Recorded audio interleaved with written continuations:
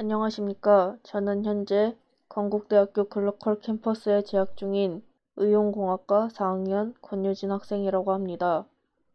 이번 영상에서 소개해드리고자 하는 것은 저번 영상에서 사전에 미리 말씀드렸다시피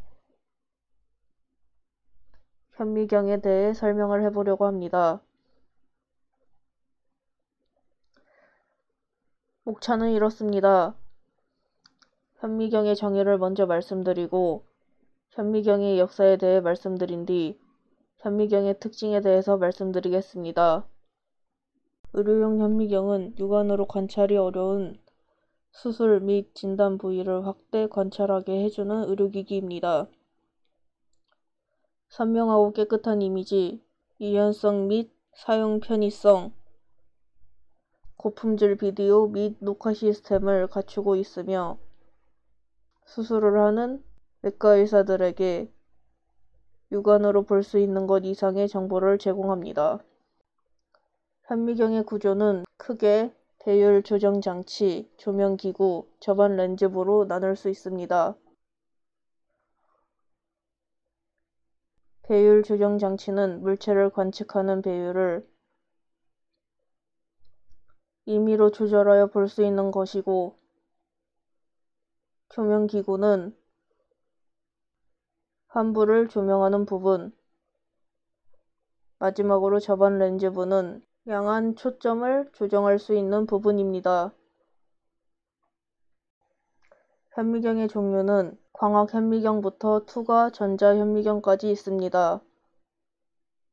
광학 현미경부터 살펴보면 가시광선을 이용하고 빛이 렌즈를 통과하면서 굴절하는 성질을 이용했기 때문에 접안 렌즈와 대문 렌즈는 모두 볼록 렌즈라고 합니다.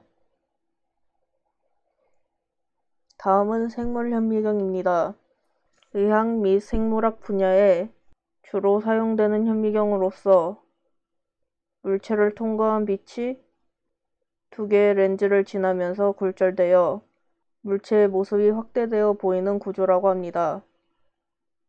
다음은 실체 현미경입니다. 물체 표면에서 반사된 빛이 렌즈를 지나면서 굴절되는 것으로서 왼쪽과 오른쪽 두 세트의 렌즈로 구성되어 있어 입체감 있게 볼 수 있기 때문에 조립, 해부 등 세심한 주의를 요구하는 데 사용된다고 합니다. 다음으로 위상차 현미경은 색이 없고 투명한 시료라도 그 내부의 구조를 관찰할 수 있는 특수한 현미경으로서 살아있는 세포에 들어있는 작은 기관을 관찰할 때 매우 유용하게 사용된다고 합니다. 편광 현미경은 광물의 성질을 조사하기 위해 사용하는 특수한 현미경으로서 광물이 무엇인지 확인하고 암석의 구조를 관찰하고 암석을 분류하는 데 사용된다고 합니다.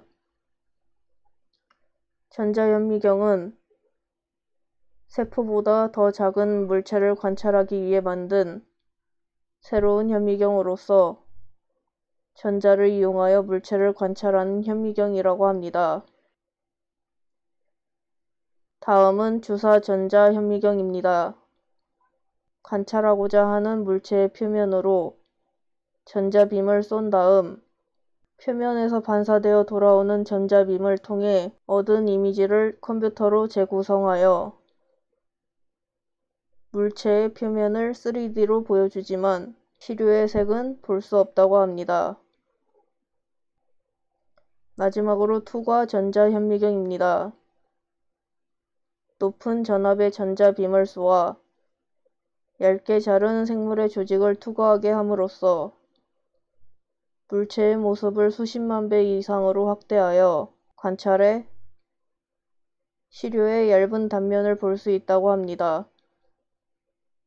그러면 이제 현미경의 역사에 대해 살펴보겠습니다. 현미경의 역사는 1590년으로 거슬러 올라갑니다. 여러 가지 렌즈를 이용한 최초의 현미경은 1590년경 네덜란드의 미들부르크에서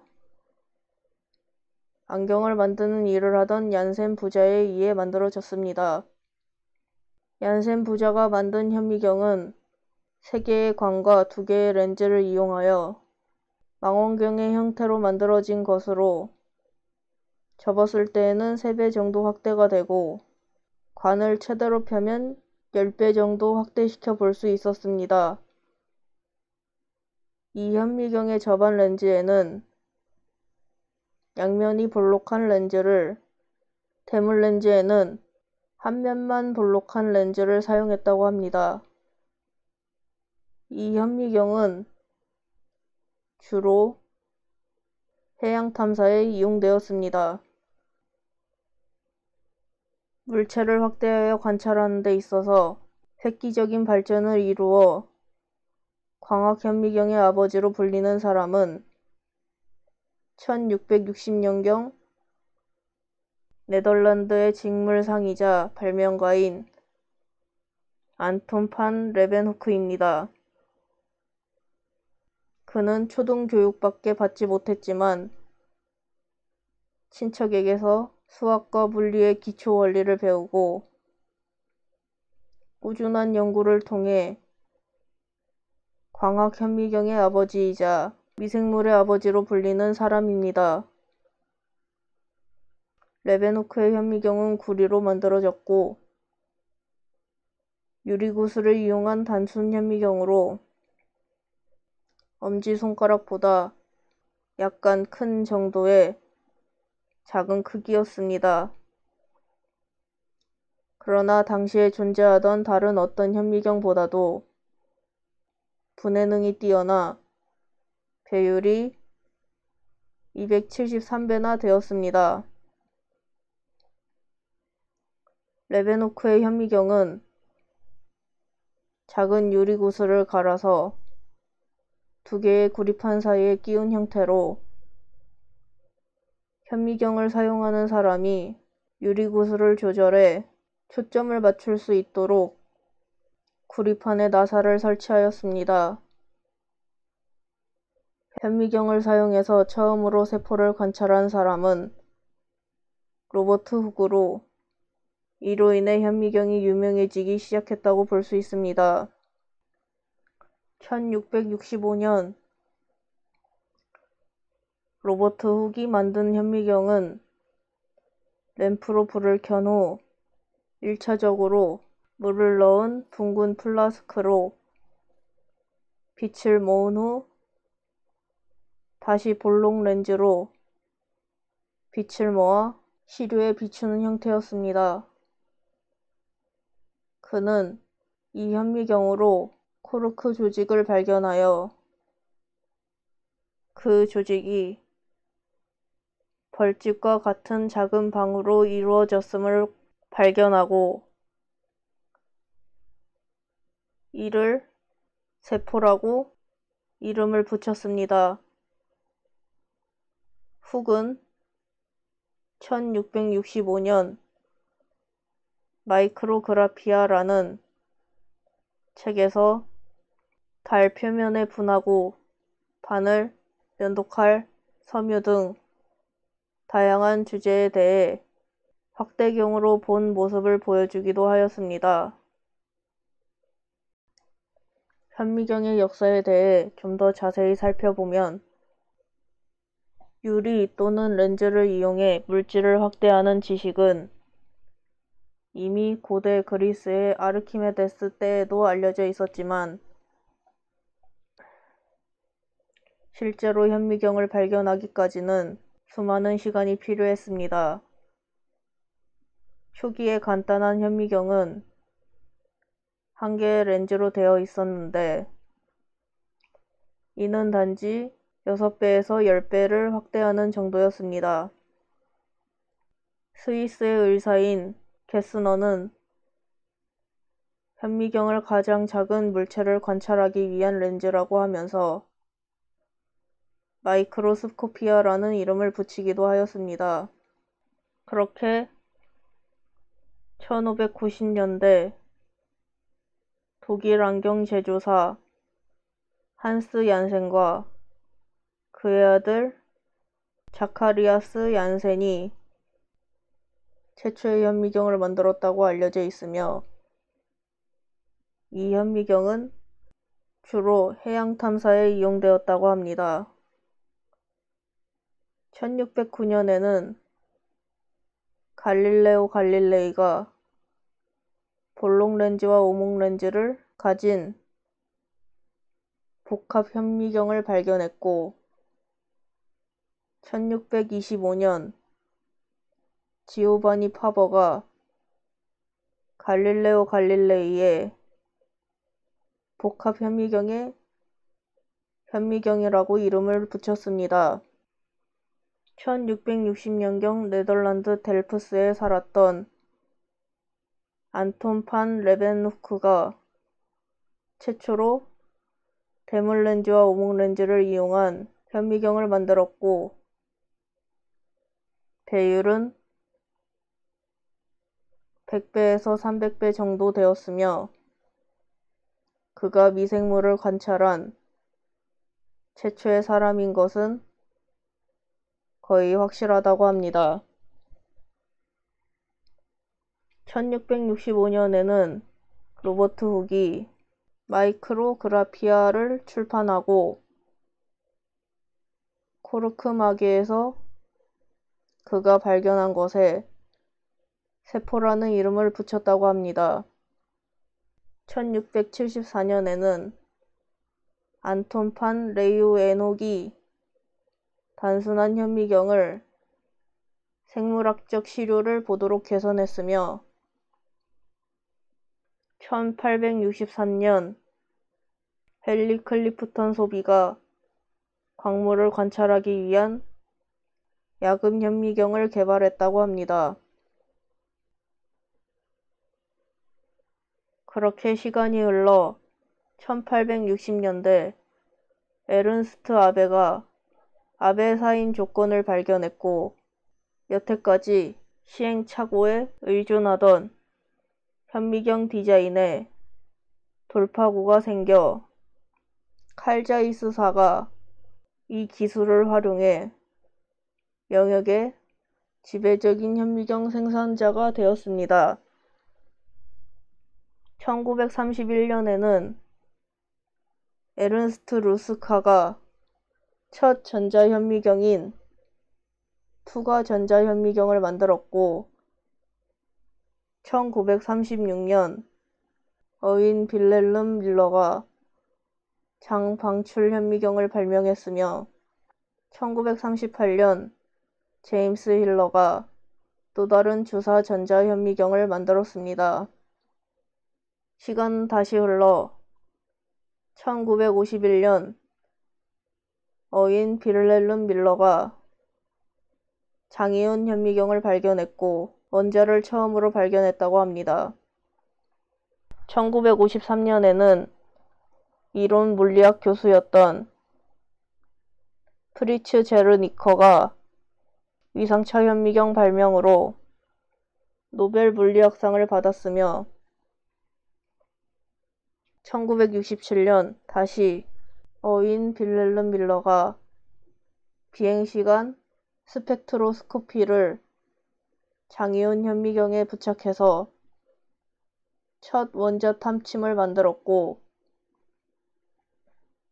개별 원자에 대한 화학적인 식별이 가능하게 했다고 합니다. 그렇게 1981년 게르트 비니와 하인리히 로러는 주사형 터널 현미경을 개발했고, 1986년 게르트 비니와 켈빈 케이트 그리고 거버가 원자간력 현미경을 개발했다고 합니다. 그럼 마지막으로 세 가지의 분류 방법을 이용해 현미경의 특징에 대해서 살펴보도록 하겠습니다.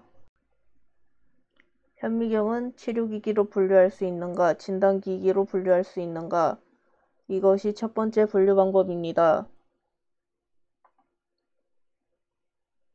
현미경은 진단 의료기기입니다. 현미경은 수술, 처치 또는 검사 등을 할 때에 조명장치에 의해 관찰 부위를 조명하고 확대 관찰하는 의료기구라고 설명을 드렸습니다. 그렇기 때문에 현미경은 진단기기로 분류가 됩니다.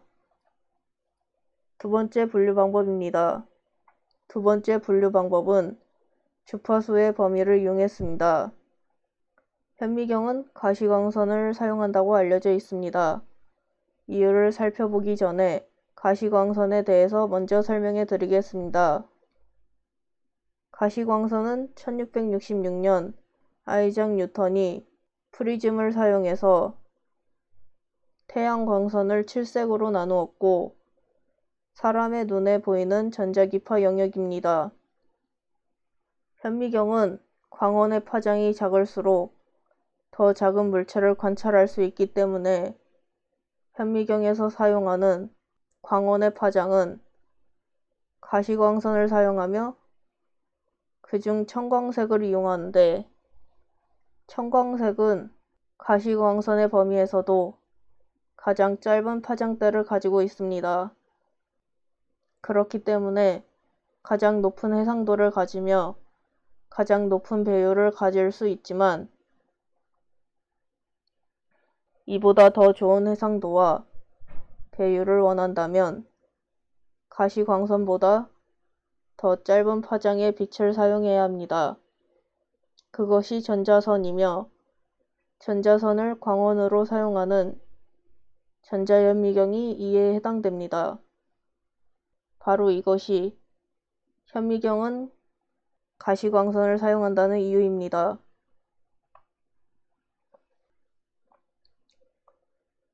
마지막 분류 방법입니다.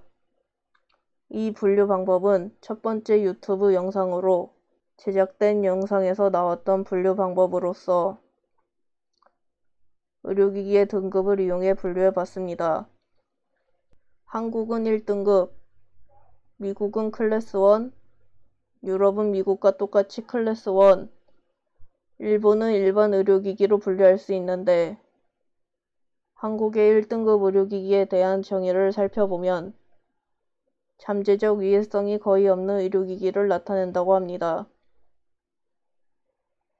다음은 미국의 클래스 1 의료기기에 대한 정의를 살펴보겠습니다.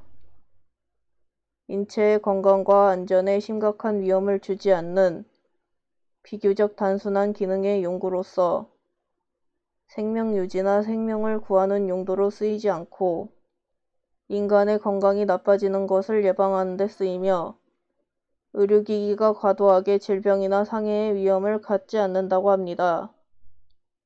유럽의 클래스 1 의료기기에 대한 정의는 부작용이 발생했을 경우 인체의 위험이 매우 낮다고 생각되는 것이라고 합니다.